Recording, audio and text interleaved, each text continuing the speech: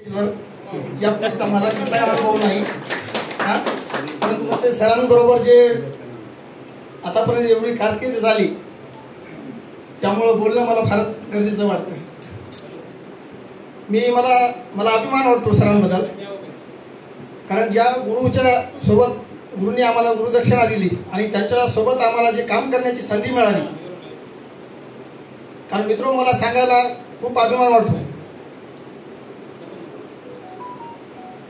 कारण सर्व मित्रांनी आतापर्यंत सर्व उहापोह केला की बाबा प्रत्येकाची परिस्थिती ही त्या वेळेला फार बेताची होती आणि प्रत्येक मित्र हा त्या परिस्थितीमधून गेलेला आहे. कारण माझी देखील तशीच बेताची परिस्थिती होती. तेव्हा 5वी पासून आम्ही पहिल्यांदा ट्युशन सरांचं जॉईन केलं. 5वी ते 9वी पर्यंत 150 ते 200 रुपये फक्त फीस असायची वर्षाची, परंतु तेवढी देखील फीस आम्हाला कधी घडली नाही. आता आपण वेगवेगळ्या ट्युशनमध्ये क्लासेसमध्ये आपले पाल्य आहेत, आपण बघतो 2 दिवस जरी फीसला उशीर झाला तर पाल्यांना उभं केलं जातं किंवा वर्गाच्या बाहेर थांबवलं जातं. परंतु तशी गोष्ट सरांच्या कारकिर्दीमध्ये कधीही कुणावर आलेली नाही. त्यामुळेच आपण या ठिकाणी आज सरांच्या शिकवणीमुळेच आपण या ठिकाणी आज इथपर्यंत पोहोचू शकलो. आणि आवर्जून मला असं सांगावं वाटतं की 2005 पासून ते 2019 पर्यंत आम्हाला संतोष आंबळे माझ्या मित्राने आताच उघड केल्याप्रमाणे की बाबा आम्हाला काम जमतं की नाही. खरोखर शिष्यवृत्ती विभाग म्हणजे अतिशय सेन्सिटिव्ह विभाग आहे. आमचे बंधू कांबळे सरांनी आता उल्लेख केला, गायकवाड सर इथं आहेत.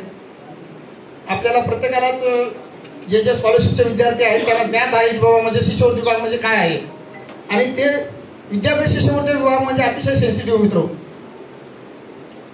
कारण त्या ठिकाणी विद्यार्थी येणार म्हणजे सगळे पदव्युत्तर शिक्षण घेणारे विद्यार्थी, आणि शिष्यवृत्ती म्हणजे सगळ्यात म्हणजे अतिशय महत्त्वाचा भाग आहे.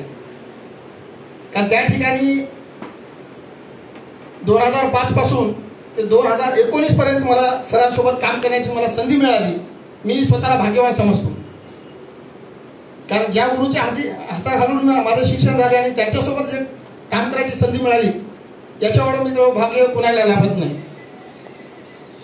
आणि सगळ्यात महत्त्वाचं सांगायची गोष्ट म्हणजे आता बंडू कांबळे सरांनी उल्लेख केला तसा, कारण शिष्यवृत्ती विभाग आला म्हणजे त्या ठिकाणी पैशाची हेराफेरी आहे मित्र. कारण विद्यापीठ स्थापनेच्या वेळी माझ्या माहितीप्रमाणे श्रावण सरांकडे हा चार्ज होता पूर्वी, 1-2-3 वर्ष असेल का सर. त्यानंतर म्हणजे विद्यापीठ स्थापनेपासून आतापर्यंतच्या कारकिर्दीमध्ये शिष्यवृत्ती विभाग हा सरांच्या कार्यक्षेत्रामध्ये चाललेला आहे. आणि तेवढ्या कार्यकाळामध्ये कुठेही एकाही पैशाचा अपहार झालेला नाही. कारण इथं नफस्वायत्तच्या वेगवेगळ्या मोठमोठ्या संघटना होत्या, परंतु करोडो रुपयाचे ट्रान्झॅक्शन असायचे. आम्ही जेव्हा युटिलाइज सादर करायचो म्हणजे गव्हर्नमेंटला त्याचा ताळमेळ जेव्हा सादर करायचो त्यावेळेस करोडो रुपयाचं उत्पन्न असायचं. कुठल्याही मागासवर्गीय विद्यार्थ्याला 25 रुपयाशिवाय 50,000 रुपये जरी फीस असेल तर केवळ 25 रुपयाचा स्टॅम्प दिल्यानंतर त्याला मोफत म्हणजे ऍडमिशन मिळायचं. अशा परिस्थितीमध्ये मित्र त्यांच्या कार्यकाळामध्ये एकही रुपयाचा कुठंच अपहार झालेला नाही. प्रशासनानं खरं म्हणजे याचा पूर्ण आढावा घेतल्यानंतर उत्कृष्ट कर्मचारी पुरस्कार म्हणून खरं म्हणजे त्यांना विद्यापीठांना प्रमाण द्यायला पाहिजे होतं. हे आमच्या मनात कुठेतरी राहून जातं. कारण आतापर्यंतच्या कार्यकाळामध्ये आपण बाहेर बघतो शिष्यवृत्ती विभाग म्हणलं की आर्थिक व्यवहार भरपूर होतो.